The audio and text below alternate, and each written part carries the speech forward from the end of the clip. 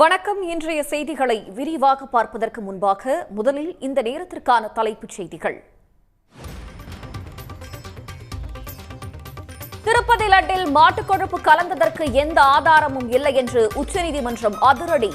கடவுளை வைத்து அரசியல் செய்யக்கூடாது என ஆந்திர முதலமைச்சர் சந்திரபாபுவுக்கு கண்டனம்.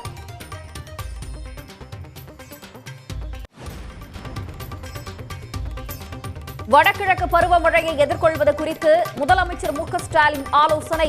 வெள்ளத்தால் ஒரு உயிரிழப்பு கூட ஏற்படாத வகையில் நடவடிக்கை எடுக்க அதிகாரிகளுக்கு உத்தரவு.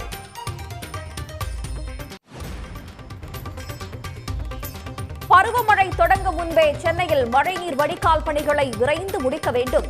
தமிழ்நாடு அரசுக்கு எதிர்க்கட்சித் தலைவர் எடப்பாடி பழனிசாமி வலியுறுத்தல்.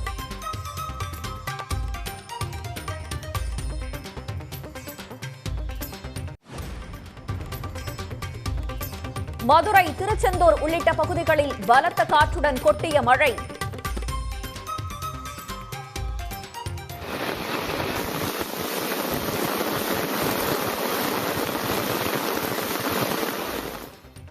தமிழ்நாட்டில் பரவலாக அடுத்த 4 நாட்களுக்கு கனமழை பெய்யும் என வானிலை மையம் தகவல்.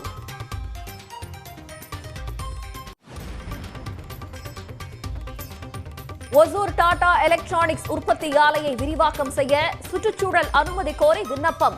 தினமும் 2 லட்சம் ஐபோன்களை தயாரிக்கும் வகையில் விரிவாக்கம் செய்ய திட்டம்.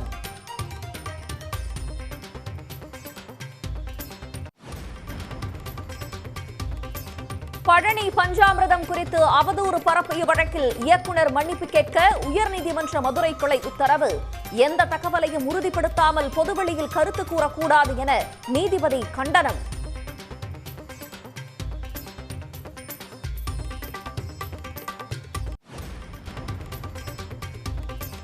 தேர்தல் பத்திரங்கள் மூலம் மிரட்டி பணம் பறித்ததாக பதியப்பட்ட வழக்கு. ஒன்றிய அமைச்சர் நிர்மலா சீதாராமன் மீதான விசாரணைக்கு கர்நாடக உயர்நீதிமன்றம் தடை.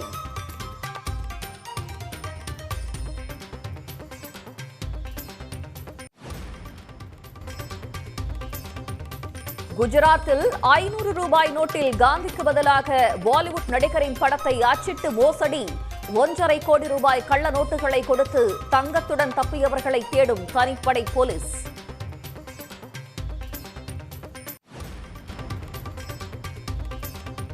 பீகாரில் கனமழை வெள்ளத்தால் குடியிருப்புகளை சூழ்ந்த தண்ணீர்.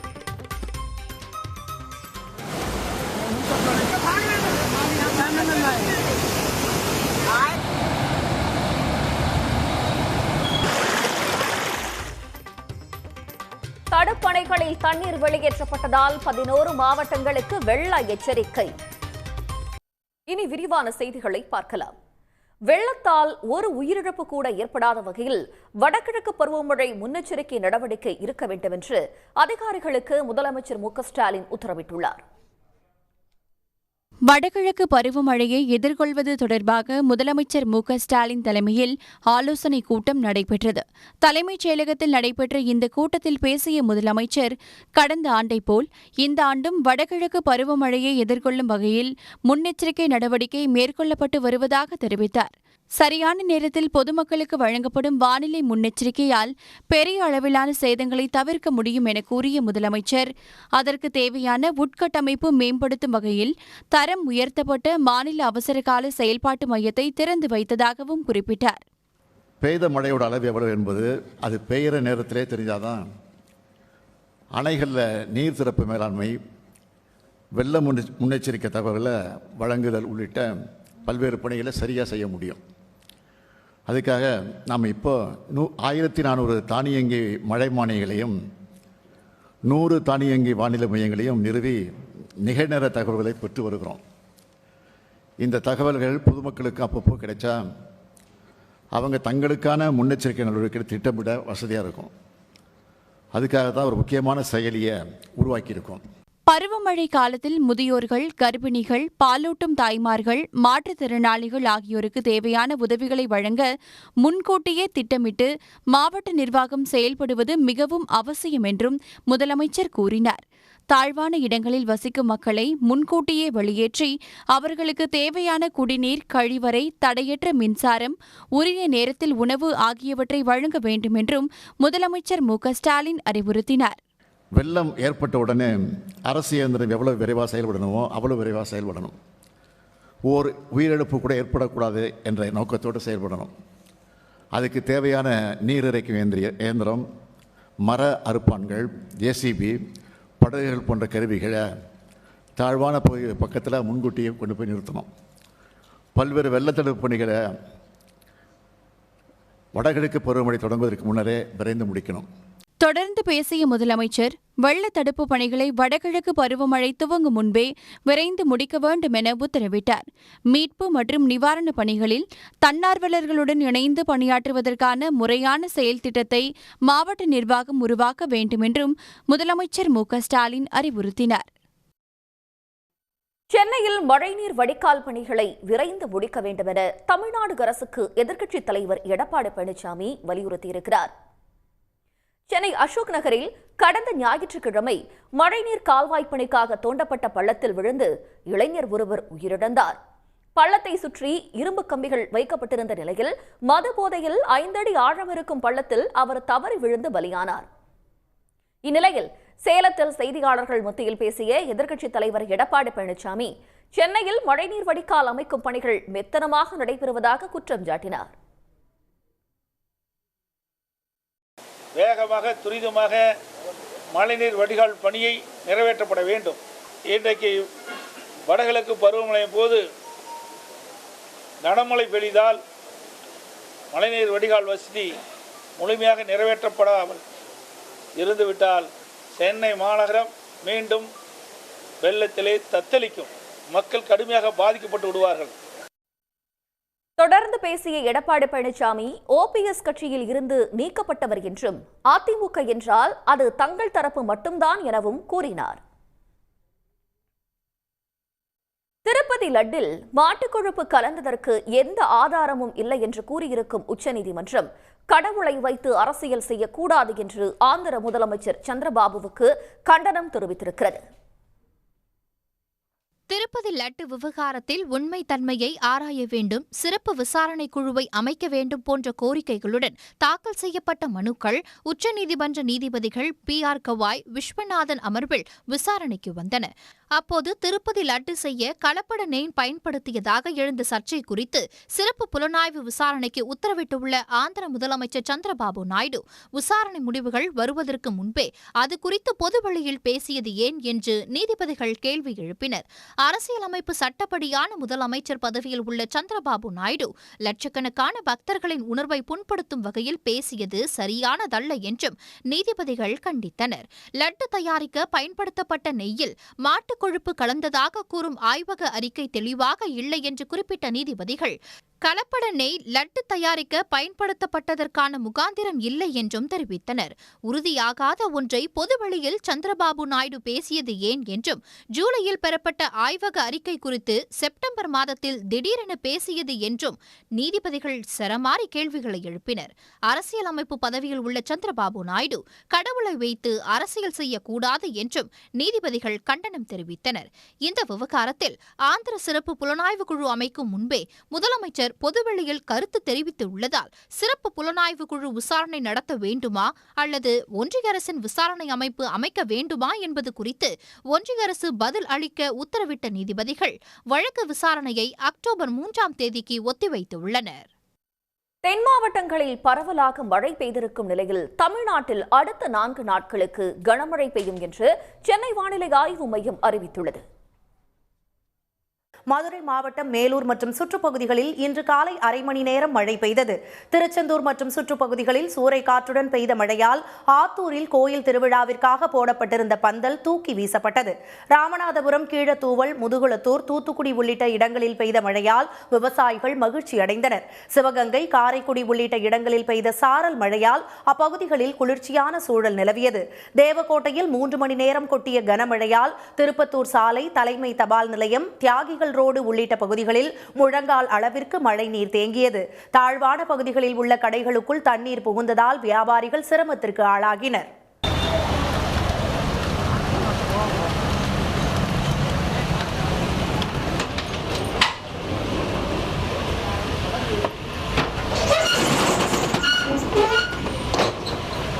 நெல்லை மாவட்டம் வள்ளியூர், கள்ளிக்குளம், கிழவனேரி உள்ளிட்ட பகுதிகளில் வெளுத்து வாங்கிய மழையால் சாலைகளில் தண்ணீர் பெருக்கெடுத்து ஓடியது. நாகை, வந்தவாசி, புதுக்கோட்டை, தேனி, பெரியகுளம் உள்ளிட்ட பகுதிகளில் பலத்த காற்றுடன் மழை கொட்டியது. கோவை மாவட்டம் மேட்டுப்பாளையத்தில் மழை காரணமாக ஏற்பட்ட மண் சரிவால் உதகை, மேட்டுப்பாளையம் இடையிலான ரயில் சேவை இன்று ரத்து செய்யப்பட்டது. தண்டவாளங்களில் விழுந்து கிடக்கும் பாறைகள், மண் குவியல்களை அகற்றும் பணிகள் நடைபெற்று வருகின்றன. இதற்கிடையே குமரிக்கடல் மற்றும் தமிழக பகுதிகளில் மேல் நிலவும் வளிமண்டல கீழடுக்கு சுழற்சி காரணமாக கோவை, நீலகிரி, ஈரோடு, கிருஷ்ணகிரி, தருமபுரி, திருப்பத்தூர், சேலம் மாவட்டங்களில் நாளையும் நாளை மறுநாளும் ஒரு சில இடங்களில் கனமழை பெய்யும் என்று சென்னை வானிலை ஆய்வு மையம் அறிவித்துள்ளது. வரும் 3 மற்றும் 4ஆம் தேதிகளில் தஞ்சை, திருவாரூர், ராமநாதபுரம் உள்ளிட்ட டெல்டா மற்றும் தென் மாவட்டங்களில் ஒரு சில பகுதிகளில் கனமழை பெய்யும் என்று வானிலை ஆய்வு மையம் எச்சரித்துள்ளது. தேர்தல் பத்திரம் மூலமாக மிரட்டி பணம் பறித்ததாக எழுந்த புகாரில் ஒன்றிய நிதியமைச்சர் நிர்மலா சீதாராமன் மீதான வழக்கு விசாரணைக்கு கர்நாடக உயர்நீதிமன்றம் இடைக்கால தடை விதித்து உத்தரவிட்டுள்ளது. மக்களவைத் தேர்தலுக்கு முன்பாக அரசியல் கட்சிகள் அளிக்கும் தேர்தல் பத்திரங்களை பாரத ஸ்டேட் வங்கி மூலம் வசூலிக்க ரிசர்வ் வங்கி அனுமதி வழங்கியது. இதன் மூலம் நாடு முழுவதும் தொழிலதிபர்களை அமலாக்கத்துறையின் மூலம் மிரட்டி நன்கொடை வசூலித்ததாக குற்றச்சாட்டு எழுந்தது. நாட்டிலேயே அதிகமாக பாஜகவுக்கு மட்டும் சுமார் 8000 கோடி ரூபாய் அளவுக்கு நன்கொடை குவிந்தது.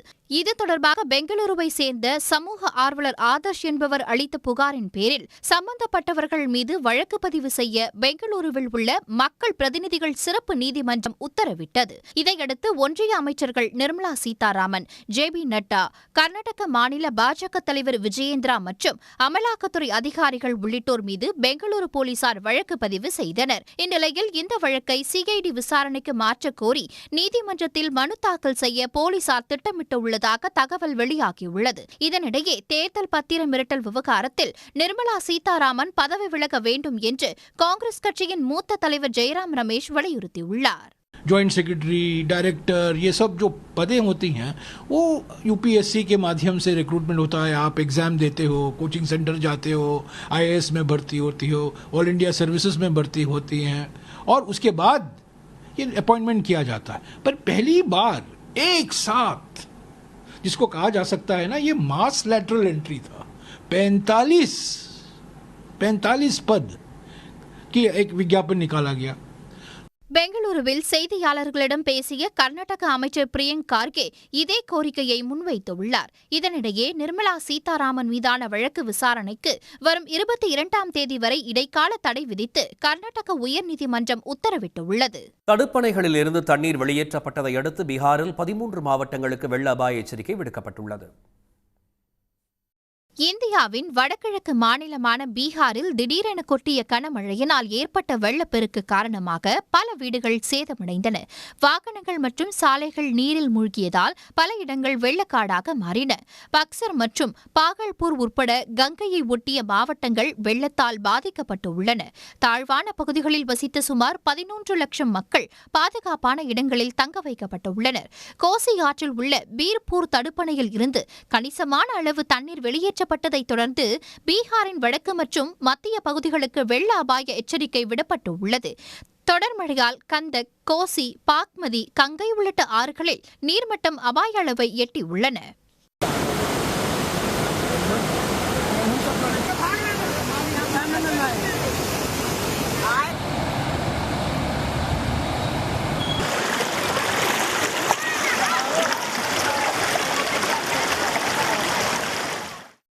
இதனிடையே அடுத்த சில நாட்களுக்கு இடியுடன் கனமழை பெய்ய வாய்ப்பு உள்ளதாக வானிலை ஆய்வு மையம் தெரிவித்துள்ளதால் பொதுமக்கள் திண்டாடி வருகின்றனர். நாகை மாவட்டத்தில் CPCL விரிவாக்க பணிக்காக நிலம் கையகப்படுத்தப்பட்ட நிலையில் அதற்கு மீள் குடியமர்வு தொகை வழங்கவில்லை என கூறி விவசாயிகள் போராட்டத்தில் ஈடுபட்டனர். பனங்குடி கிராமத்தில் ஒன்றிய அரசின் பொதுத்துறை நிறுவனமான CPCL எண்ணெய் சுத்திகரிப்பு ஆலை செயல்பட்டு வருகிறது. அதனை 31,500 கோடி ரூபாய் செலவில் விரிவாக்கம் செய்ய திட்டமிடப்பட்டது. அந்த பணிக்காக பனங்குடி, நரிமணம், கோபுராஜபுரம் உள்ளிட்ட 3 ஊராட்சிகளைச் சேர்ந்த 570 விவசாயிகளிடமிருந்து 620 ஏக்கர் விளைநிலங்கள் கையகப்படுத்தப்பட்டன. கடந்த ஆகஸ்ட் 30ஆம் தேதி நிலம் வழங்கப்பட்ட நிலையில் தற்போது வரை மறுவாழ்வு மற்றும் மீள் குடியமர்வு தொகை வழங்கப்படவில்லை என விவசாயிகள் குற்றம் சாட்டியுள்ளனர். அதனை கண்டித்து CPCL வளாகம் முன்பு விவசாயிகள் போராட்டம் நடத்தினர். கண்டிக்கின்றோம்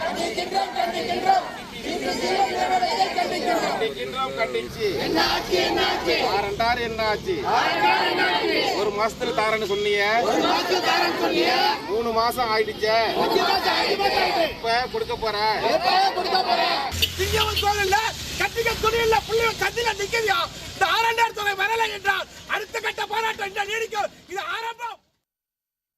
ஆலைக்கு வரும் லாரிகளை விவசாயிகள் மறித்து நிறுத்தியதால் சாலையோரம் வரிசையாக லாரிகள் நிறுத்தி வைக்கப்பட்டன. போராட்டத்தில் ஈடுபட்டவர்களிடம் நாகை டிஎஸ்பி பாலகிருஷ்ணன் தலைமையில் பேச்சுவார்த்தை நடத்தப்பட்டது.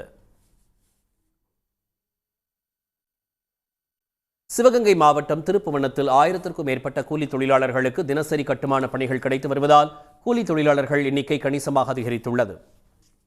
திருப்புவனத்தை சுற்றிலும் 45 ஊராட்சிகளை சேர்ந்த 173 கிராமங்கள் உள்ளன. இப்பகுதியில் வைகை ஆற்றில் பெரிய அளவில் தண்ணீர் வராத காரணத்தால் விவசாயிகள் தினசரி வருமானத்திற்காக பலரும் கட்டுமான தொழிலையே தேர்வு செய்கின்றனர். திருப்புவனம் கூலி தொழிலாளர் சங்கத்தில் 4500 பேர் பதிவு செய்துள்ளனர். இவர்கள் மட்டுமில்லாமல் தற்போது 8000 கூலி தொழிலாளர்கள் பணி செய்து வருகின்றனர். மதுரையில் பல்வேறு இடங்களில் புதிய வணிக வளாகங்கள், அரசு கட்டடங்கள், திருமண மண்டபங்கள், கட்டுமான பணிகள் அனைத்திற்கும் திருப்புவனம் கூலி தொழிலாளர்களைத்தான் அதிகமாக தேர்வு செய்கின்றனர். தினசரி 500 ரூபாயிலிருந்து 2000 ரூபாய் வரை செய்யும் தொழிலுக்கு ஏற்ப கூலி வழங்கப்படுகிறது. மதுரை மட்டுமல்லாமல் கோவை, சிவகங்கை, பரமக்குடி உள்ளிட்ட பகுதிகளிலிருந்தும் கட்டட உரிமையாளர்கள் தொழிலாளர்களை அழைத்துச் செல்கின்றனர். மேலும் கட்டுமான வேலை செய்ய தயாராக இருப்பவர்களுக்கு பணிக்கு தேவையான சாந்து தட்டு, மண்வெட்டி, கடப்பாரை, கம்பி அறுக்கும் இயந்திரம், பலகை அறுக்கும் இயந்திரம் என அனைத்தும் தினசரி வாடகை அடிப்படையில் கிடைக்கிறது. காலையில் எடுத்துச் சென்று பயன்படுத்திவிட்டு மாலையில் திரும்ப ஒப்படைக்கும் போது வாடகையை கொடுத்து விடுகின்றனர். இன்னைக்கு இங்க இருந்ததே எல்லா பேரும் போய்கிட்டு இருக்காங்க. திருப்பணத்துல இருந்து 8500 பேருக்கு மேல இருக்காங்க. இது பதிவு பெற்றவர்களும் 4500க்கு மேல இருக்காங்க. மிச்சம் பதியாம இருக்காங்க. உண்மையான தொழிலாளி கூட இன்னும் பதிவு செய்யப்படலை. சிவகங்கை, மதுரை இந்த சுற்றுவட்டார 4 மாவட்டத்துக்கு இந்த ஊர்ல இருந்து தான் ஆட்கள் லேபர் போகிறோம். ஒரு நாளைக்கு 500 பேர் வர்றோம். எலக்ட்ரிஷியன், கம்பி கட்டுறவர்கள், ஆசாரி, சித்தாளுகள், கொத்தனார், மேசன் வேலைக்கு எல்லாத்துக்கும் ஆட்கள் இங்கே தான் கூட்டி போகிறாங்க. ஆனால் இந்த ஆட்கள் இங்கேருந்து கூட்டி போனால் எங்களுக்கு காலையில் நாங்கள் 7 மணிக்கு வந்துட்டு 9 மணி இருக்கோம். 1000 ரூபா போக்குவரத்து, ஒரு 100 ரூபா, நிமிந்த ஆளுக்கு 850 ரூபா, சித்த ஆளுக்கு 500 ரூபா சம்பளம். இதே சென்ட்ரிங் ஆளுகளுக்கு எல்லாத்துக்கும் ஒரே யூனிஃபார்ம் தான், பெட்டர் எல்லாத்துக்கும். இருந்தால் வெளியில் கூட்டு போயிடுறாங்கல்ல, கான்ட்ராக்ட் படுத்தவங்க, அதிகம் படுத்தவங்க கூட்டு போயிடுறாங்க. கட்டுமான தொழிலாளர்களுக்கு கூடுதல் உதவிகள், நலத்திட்டங்கள் செயல்படுத்தப்பட்டால் தொழிலாளர்களின் எண்ணிக்கை மேலும் உயரும் என்று கூலி தொழிலாளர்கள் கூறியுள்ளனர். சன் செய்திகளுக்காக செய்தியாளர் கணேசன். திருப்பதி லட்டு விவகாரத்தில் ஒன்றிய பாஜக அரசு அரசியல் செய்வதாக ஆந்திர முன்னாள் அமைச்சர் ரோஜா குற்றம் சாட்டியுள்ளார். திருப்பதி ஏழுமலையான் கோயிலில் வழங்கப்படும் லட்டு பிரசாதத்தில் முந்தைய ஜெகன்மோகன் ஆட்சியில் விலங்கின் கொழுப்பு கலக்கப்பட்டதாக ஆந்திர முதலமைச்சர் சந்திரபாபு நாயுடு பகிரங்கமான குற்றச்சாட்டை முன்வைத்தார். ஆய்வுக்கு அனுப்பி வைக்கப்பட்ட நெய்யில் விலங்கின் கொழுப்பு கலக்கப்பட்டது உறுதியான நிலையில் இந்த விவகாரம் பெரும் புயலை கிளப்பியது. ஆனால் தொடக்கம் முதலே தங்கள் மீதான குற்றச்சாட்டை ஒய்எஸ்ஆர் காங்கிரஸ் மறுத்து வருகிறது. இந்நிலையில் திருப்பதி லட்டு சர்ச்சை குறித்து சன் நியூஸுக்கு ஆந்திர முன்னாள் அமைச்சரும் நடிகையுமான ரோஜா பிரத்யேக பேட்டியளித்துள்ளார். அதில் லட்டு விவகாரத்தில் பாஜக அரசியல் செய்வதாக சாடியுள்ள ரோஜா, பிரதமர் மோடி, அமித்ஷா ஆகியோர் இதுவரை சந்திரபாபு நாயுடுவை கண்டிக்காதது ஏன் என்று கேள்வி எழுப்பினார். இப்போ இவங்க தப்பு பண்ணா அவங்க தட்டி கேட்கணும் இல்ல, தட்டி கேட்காம பிஜேபியில இருக்கிற சில சின்ன சின்ன லீடர்ஸ் பக்கத்து ஸ்டேட்ல இருந்து அங்க பாலிடிக்ஸ் பண்றாங்க. ஸோ அது தண்டிக்கணும் இல்லை. மோடி சாரையும் அமித்ஷா சார் அவங்களுக்கு தெரியலன்னா இப்போ தெரிஞ்சிருக்கும்ல, தெரியும் போதாவது தண்டிக்கணும். இந்த மாதிரி தப்பான பிரச்சாரம் பண்ணக்கூடாது, தப்பான வேலைகள் பண்ணக்கூடாது. பண்ணிருக்கா இல்லைன்னு ப்ரூவ் பண்ணாம எப்படி நீ ஒரு ஆள் மேல இப்படி தப்பான ஒரு இது சொல்ல முடியும்னு சொல்லி அவங்க கேட்கணும். ஏன்னா அவங்க தான் இப்போ பிரைம் மினிஸ்டரா இருக்காங்க. ஸோ அவ்வளோ பெரிய இடத்துல இருக்கும்போது அவங்க தான் பேசணும். அவங்க கூட சைலண்டா இருக்குன்னா அப்புறம் என்ன அர்த்தம்? லட்டு விவகாரம் தொடர்பான வழக்கு உச்சநீதிமன்றத்தில் விசாரணையில் உள்ளது. இந்த வழக்கில் தீர்ப்பு வந்ததும் சந்திரபாபு நாயுடு மிகப்பெரிய பின்னடைவை சந்திப்பார் என்று நடிகை ரோஜா தெரிவித்தார். சுப்ரீம் கோர்ட் சிபிஐக்கு டைரக்ஷன் கொடுத்துட்டு இதுல என்ன நடந்தது, உண்மை என்ன, இது வெளியே வரணும். இல்லைன்னா எல்லா ஹிந்துஸ்க்குமே ஒரு கன்ஃபியூஷன். எனக்கு நிறைய நார்த் இந்தியன்ஸ் லட்டு வாங்காம போறாரு தரிசனம் முடிச்சுட்டு. ஏன்னா சந்திரபாபு நாயுடு அது மாதிரி சொல்லிட்டாரு, அதில் கலந்துட்டாங்க, நீங்கள் சாப்பிட்டுட்டீங்கன்னு சொன்னால் யார் வேணாலும் வாங்குவாங்களா? இப்போ ஸ்டேட்டு 2 ஆக்கிட்டார் சந்திரபாபு நாயுடு. ஆக்கிட்டு கேபிட்டல் சிட்டி இல்லாமல் இன்னைக்கு நாங்கள் 0ல் இருக்கோம். இப்போ இருக்கிற ஒரே ஒரு ப்ரைடு எங்களுக்கு வந்து பெருமாள் சார். அந்த பெருமாளோட ஆசீர்வாதத்தோடு நாங்கள் நல்லா இருக்கோம். இப்போ அந்த பெருமாளுக்கு கூட இந்த மாதிரி பண்ணிட்டார் அவர். ஸோ எல்லாருமே ரொம்ப கோமா இருக்குது ஸ்டேட் ஃபுல்லாக கூட சந்திரபாபு நாயுடு மேலே. ஜேஇஇ தேர்வில் வெற்றி பெற்று ஜார்க்கண்டில் உள்ள ஐஐடி தன்பாதில் இடம் கிடைத்தும் குறித்த கால வரம்புக்குள் கட்டணம் செலுத்ததாக கூறி இடம் மறுக்கப்பட்ட தலித் மாணவருக்கு சேர்க்கை வழங்க உச்சநீதிமன்றம் உத்தரவிட்டுள்ளது. உத்தரப்பிரதேச மாநிலம் முசாஃபர் நகரை சேர்ந்த கூலி தொழிலாளியின் மகனான 18 வயது அதுல்குமார் ஐஐடியில் படிப்பதற்காக ஜேஇஇ நுழைவுத் தேர்வு எழுதி அதில் வெற்றி பெற்றுள்ளார். ஜார்க்கண்ட் மாநிலத்தில் உள்ள ஐஐடி தன்பாத்தில் அவருக்கு இடம் கிடைத்த நிலையில் சேர்க்கை கட்டணமாக 17,500 ரூபாயை ஜூன் 24ஆம் தேதி மாலை 5 மணிக்குள் செலுத்த வேண்டியிருந்தது. ஆனால் குறித்த காலத்திற்குள் கட்டணம் செலுத்தாததால் அவருக்காக ஒதுக்கப்பட்ட இடத்தை வழங்க ஐஐடி தன்பாத் மறுத்துள்ளது. இதையடுத்து கடந்த 3 மாதங்களாக SC/ST ஆணையம், ஜார்க்கண்ட் உயர்நீதிமன்றத்தின் சட்ட சேவை மையம் மற்றும் சென்னை உயர்நீதிமன்றத்தில் உள்ள சட்ட சேவை மையத்தையும் அதுல் அணுகியுள்ளார். இறுதி முயற்சியாக உச்சநீதிமன்றத்தை அதுல்குமார் நாடினார். இந்த வழக்கை விசாரித்த உச்சநீதிமன்ற தலைமை நீதிபதி TY சந்திரசூட், நீதிபதி பார்த்திவாலா தலைமையிலான அமர்வு மாணவருக்கு நீதி கிடைக்க வழி செய்வதாக உறுதியளித்திருந்தது. இந்நிலையில் அரசமைப்பு சட்டத்தின் 142வது பிரிவு வழங்கியுள்ள சிறப்பு அதிகாரத்தை பயன்படுத்திய உச்சநீதிமன்றம் மாணவர் அதுல்குமாருக்கு சேர்க்க இடம் வழங்க ஐஐடி தன்பாத்திற்கு உத்தரவிட்டுள்ளது. திறமையான மாணவர் ஒருவர் ஐஐடியில் சேர்வதற்கு 17,500 ரூபாய் மட்டுமே தடைக்கல்லாக இருந்துள்ளதாகவும் அவருக்கு இடம் மறுக்கப்படுவதை அனுமதிக்க முடியாது என்றும் உச்சநீதிமன்ற தலைமை நீதிபதி கூறியுள்ளார். தினமும் 450 ரூபாய் கூலி பெறும் தந்தையால் 4 நாட்களுக்குள் 17,500 ரூபாயை புரட்டுவது மிக கடினமாக இருந்துள்ளதாகவும், எனினும் கிராம மக்களின் உதவியால் கடைசி நாளில் 4:45 மணிக்கு கட்டணம் செலுத்துவதற்காக ஐஐடி போர்ட்டலில் உள்ளீடு செய்தபோது போர்ட்டல் மூடியதையும் தலைமை நீதிபதி சுட்டிக்காட்டியுள்ளார். தலித் மாணவர் ஒருவர் தனக்கு மறுக்கப்பட்ட இடத்தை பெறுவதற்காக ஜார்க்கண்ட் சட்ட சேவை மையத்தையும் சென்னை சட்ட சேவை மையத்தையும் நாடி அனைத்து வழிகளையும் பயன்படுத்தியுள்ளார் என்று குறிப்பிட்ட தலைமை நீதிபதி ஐஐடியில் சேர்வதற்கான அதுல்குமாரின் கடைசி வாய்ப்பு இது என்றார். அதுல்குமார் கட்டணம் செலுத்தியிருந்தால் எந்த பேட்சில் சேர்க்கப்பட்டிருப்பாரோ அதே பேட்சில் இடம் வழங்க ஐஐடி தன்பாத்திற்கு உச்சநீதிமன்றம் உத்தரவிட்டுள்ளது. உடனுக்குடன் செய்திகளை தெரிந்து கொள்ள சன் நியூஸ் பெல் ஐகானை கிளிக் பண்ணுங்க.